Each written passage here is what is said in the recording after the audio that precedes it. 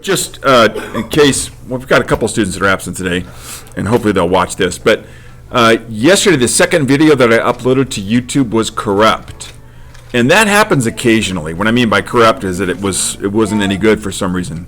So I guess it was flashing, and then it just would freeze, and that happens every once in a while. Which there's nothing really I can do about it unless I was to do the whole lesson again. So I am going to touch on some of the things in that video very briefly, Mr. Alcama.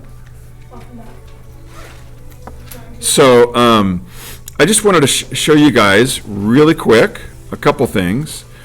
If I needed to change a whole number into a fraction, I just put a 1 underneath it. So if I needed to change 9 into a fraction, I just put a 1 underneath it. If I needed to change 12 into a fraction, I'll just put a 1 underneath it. So if you have a problem, and you've got several that you'll be doing today like this, and let me move this over here. Let's see here, number 26, for example, we have 1 1/3 times 2/3. Well, actually, I'm not going to change 1 into a fraction. This is a mixed number, and I need to just change that into a fraction. And actually, I talked about that yesterday, too, in that video. But let me go back to this. What if this was, let's say, 3 times 2/3? Well, how do I change that 3 into a fraction, Mr. Leboutier? What do I do? I put a 1 underneath it, times 2/3. And then you guys know by now, you just multiply straight across. 1 times 3 is 3, and then 3 times 2 is 6. Now, we can reduce that, and this actually is really convenient. How many times does 3 go into 6? 2 times. That's the answer. 6 over 3 is the same thing as 2. There's no difference. And we talked about improper fractions yesterday, and improper fractions are when the numerator is larger than the denominator. That's an improper fraction. And to change those, you just simply figure out how many times the denominator will fit into the numerator. So let's see here. Let's do one more. If I had, let's say, 4 times 1/3, if I needed to figure that out, I'm going to change 4 into a fraction by putting a 1 underneath it, times 1/3. And then I just multiply straight across. 4 times 1 is 4. 1 times 3 is 3. Now again, we have an improper fraction because look, the denominator is larger than the numerator. And so I ask myself, how many times does 3 fit into 4? 1 time. 1 time. What was left over if I was subtracting? 1 would be left over. The denominator stays the same. Always stays the same. All right? So I touched on that in a little more detail in the video yesterday, but I think you guys have the idea. So let's go to doing some of these problems here. So, the other thing I did yesterday in that video was converting a mixed number, let's say 2 1/2, into a improper fraction. In other words, it's the opposite of what we've just been doing. This is what I would do. 2 times 2 is 4, plus 1 is 5, and the denominator stays the same. So 2 1/2 is the same thing as 5 over 2. Let's do another one. How about 3 3/4? I needed to change that into a fraction so I can multiply them together. Well, what's 3 times 4? 12 plus 3 is 15, so it's 15 over 4. Notice the denominator stays the same in each one. That doesn't change. I'm going to do one more really quick. How about if I needed to change 5 5/7 into a fraction? 7 times 5. That's right. 7 times 5. What is 7 times 5? 35 plus 5 is 40. 40 over what? 7. Because the denominator stays the same. When you convert when you convert a mixed number into a fraction, the denominator stays the same. These are mixed numbers. All right? They are improper fractions, but at least you can work with them. And let me show you what I mean by that, because we're going to do a couple of these problems. You'll see that the problems that you've got today, a lot of them are, like number 26 that I circled there, are mixed numbers. Here we have 1 1/3 times 2/3. Well, if 1 1/3 was a fraction, even if it's an improper fraction, I could solve it. So what's 3 times 1? 3. Plus 1 is? 4. So this becomes 4 over what? 3. 4 over 3 times 2/3. Now look, now I can work with this problem.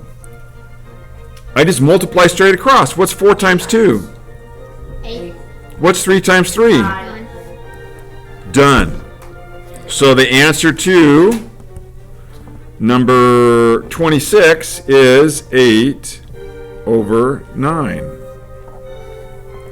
Let's look at, how about number 36? We have 1 3/10 times 18. Oh my gosh.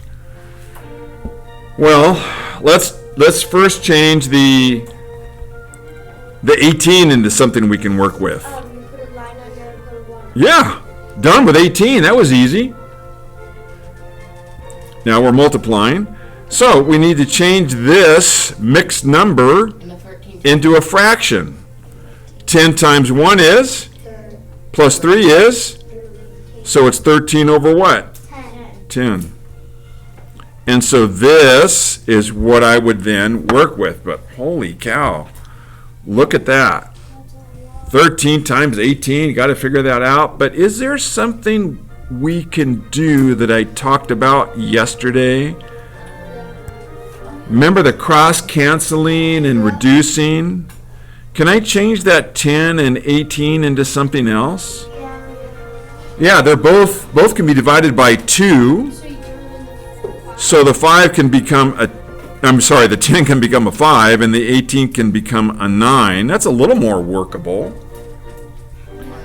So you're still going to have to multiply 13 times 9. I have no idea what that is. What's 9 times 3? 27. Put down the 7, carry the 2. 9 times 1 is? 9. Plus 2 is? 11. So the 13 times 9 becomes 117 over what? What's 5 times 1? 5. Big improper fraction. It's a big improper fraction. So, holy cow. Well, let me ask myself this. So here, this is what we're working with. 117 over 5. Well, gosh. Well, the only thing you try would be how many times 5 would go into 1. Yeah, so let's just do it. I mean, it's really not that hard. How many times? Shh. You're making it way too hard, Mr. Patania. Does 5 go into 1? Nope. Does 5 go into 11? Yeah. How many times? Twice. Now what do I do? Bring down the 7. Bring down the 7. Does 5 go into 17? Yeah. How many times? 3. So 23. So let's see here. That's 15 with 2 left over. Now, do you remember the questions that I asked when we change something into an improper or a mixed number? Put a 0. So it goes in 23 times. So this is going to be 23. What was left over? 2. And what's the denominator? 5. That stays the same, remember? The denominator stays the same. Looks kind of complicated, but once you get the couple 3 steps down, it's not that hard. Now, all this work was for number 36. but we just did that one together. So what's the answer to number 36? It's 22 fifths. So 23 and 2 fifths. A lot of work for one problem. Let's do one more. Can you do 37? Do 37? No, I'm not going to assign 37. I think I'll do 40 with you guys. Let me erase this.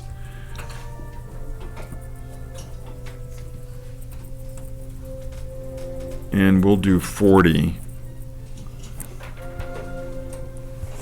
So let's look at 40 here. So we have 5 and 5/7 times 3 and 1/8. So I need to change both of those into fractions. So 7 times 5 Is? 5. What is it? 7 times 5 is 35. 35 plus 5 is? Plus 5 is 40. So that's 40 over 7, because remember that the denominators stay the same, times 8 times 24. 24, that's right, Mr. Conyers, plus 1 is 5. 25. 25 over what? 7. 8. Or no, 8. Yeah, over 8, because again, the denominators stay the same. Now I have, even though they're improper fractions, now I have something I can work with.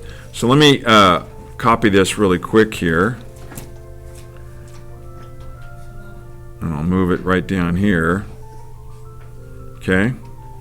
Holy cow. Can you imagine?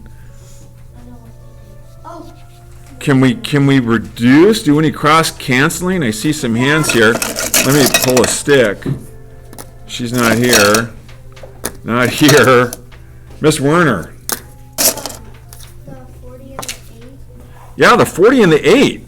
How many times does 8 go into 40? 5 times. 5 times.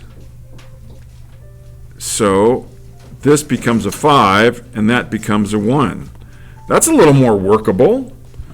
Can't really do anything else. 7 and 25, we can't change that. So 7 over what? What's 5 times 25? How many, let me show you guys something. How many quarters 125. How many quarters are in a dollar? 4. 4. So what's a dollar plus one more quarter? 125. 125. So that's all I did is I just multiplied the 25 by 4 because I knew 4 quarters go in a dollar. But it's not 4, it's 5. Then I added one more quarter, and so that'd be $1.25, or as Mr. Orweller said, 125. But now, gosh, we got the same problem we had with that last one. Holy cow. I mean, obviously 7 goes into 125, right? 125. And do the division that I taught you guys. Actually, you were taught that in 5th grade, but we've done some review. Does 7 go into 1? No. Does it go into 12? Yeah. How many times? 1. What's left over? 6. 5. 5. 5. 5. Okay. And then what do I do next? Bring down to 5. 7 go into 55? 7 times. Yeah, 7 times 7 is 49 if you know your multiplication tables. So I'm going to do a 7 here and put 49. What's left over? 6. Well, 7 is not going to go into 6, so we're done. So, the answer Is 17 is 17, and 6 over 7. and it would be 6. it would be 17 and 6 sevenths, because the denominator, remember, stays the same. Okay, and when you divide, if you have something left over, the remainder, that's the numerator. And I know we talked about that very briefly yesterday, and you can kind of see how they all fit. And I'll leave that one up there. So anyway, so there's 26, 36, and 40 done for you. Let's see here. You guys are only going to have to do half of these. Looks like a lot, but some of these problems are kind of complicated. Let me look and see here.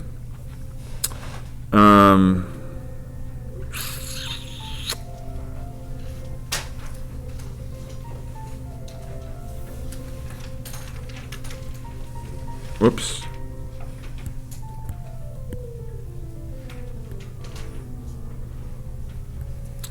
Yeah, so let me start marking these. You guys write these down. These are the ones that I want you to do that we'll grade tomorrow.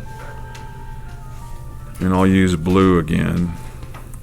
So 26, which you already have, 28, 30, 32, 34, 36, 38, and 40. I want you guys to do those.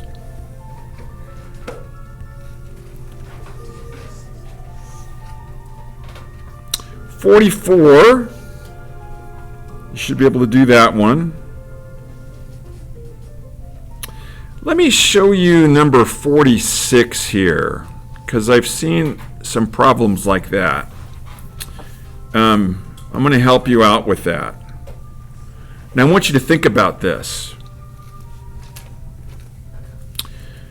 Let me erase this part here, give myself some room.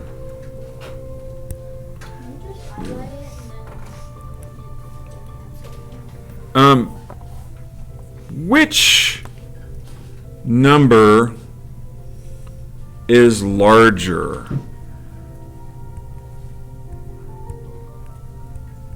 Or 1? That's 8 over 5 or 1. 1. 8 over 5. 8 over 5. Yeah. 8 over 5 is larger. Because if it's an improper fraction. Any time the numerator, the number on top, is larger than the denominator, anytime it's going to be bigger than 1. Which number is larger?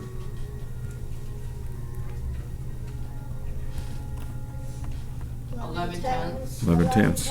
Which number is larger?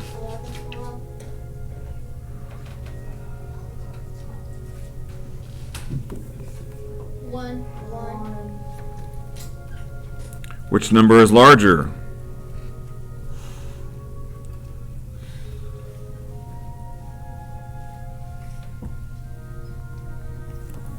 1. Okay. By 2 20 seconds. Yeah, by 2 20 seconds, or reducing it would be 1/10. Okay. Do you guys see that? So number 44, here's a question they're asking. Anytime you multiply a number by another number greater than 1, it's going to be larger. So, what if I write 22 over 20? Is that greater than 1? Nope. Yes. Weird. Yes, it is. And if I multiply that by, I'm just going to pick a wild fraction, 17 over 47. Is my answer, think about this, is my answer, whatever it is, you don't need to figure it out, is my answer going to be bigger than 17 over 47? Yes. Yes. Because you're multiplying that times 1. Well, you're multiplying it by a number that's greater than 1. What happens when you multiply a number by 1? What is it? What's 12 times 1 equal? 12. What's 476.352 times 1 equal? 476.352. So anytime you multiply a number by 1, it's itself. But if you multiply it by a number, no matter what that number is, even if it's the tiniest bit larger than 1, your answer is going to be larger than 1. So if I multiply 3,567.315 times 0.00000001, is this number, well, let me do 1 point, let's do it that way, 1.000001, is this going to be larger? The answer is yes, because which is bigger, this or 1? This is bigger by a tiny, tiny bit, but it's bigger than 1. So again, anytime you multiply a number, doesn't matter what it is, or a fraction, by a number larger than 1, the answer is going to be larger. And so they're going to ask you questions that you don't have to solve, but you just need to decide, is it going to be bigger than the numbers given? And that's kind of like 46 here. Wow, this is a 20-minute video here. I'm going to have to cut this off. 46. It says, without calculating, is 1 1/6 times 4/5 less or greater than 1 1/6? Well, look at this. Is 4/5 less than 1? Yes. Yeah, so the answer is it's going to be less than, because you're multiplying it by a number less than 1. All right, anyways, I don't want to make these too long. Try 48. Is 46 homework? 46 is homework. I highlighted it.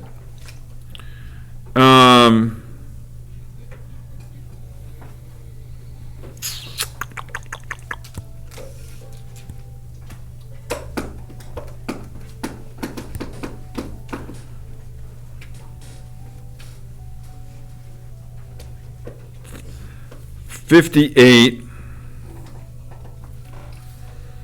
and then finally